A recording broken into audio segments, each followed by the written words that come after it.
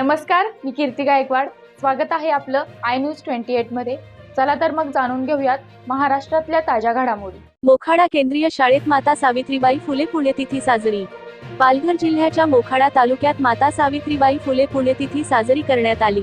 भारतीय महिलांना शिक्षणाचा अधिकार देण्याकरिता समाजाचा होत असलेला विरोध व अत्याचार का सहन करावा लागला? सतीप्रथा, केशवापण व बालविवाह सारख्या निर्दयी व घाणेरड्या परंपरांचा विरोध सावित्रीबाई फुले यांनी कशाप्रकारे केला? समाज सुधारणा करत असताना कोणकोणत्या अत्याचारांना फुले कुटुंबाला समोर जावे लागले? या सर्व घडामोडींवर आपल्या भाषणातून विद्यार्थ्यांनी प्रकाश टाकले.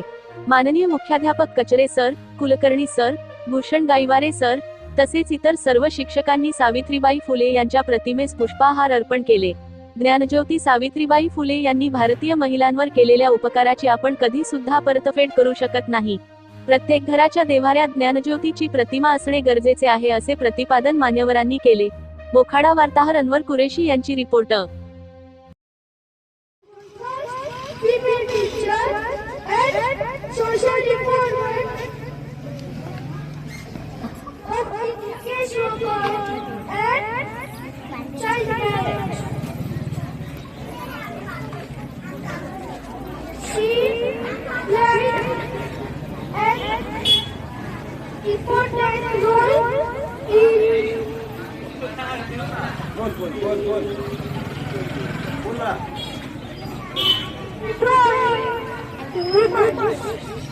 Life of education.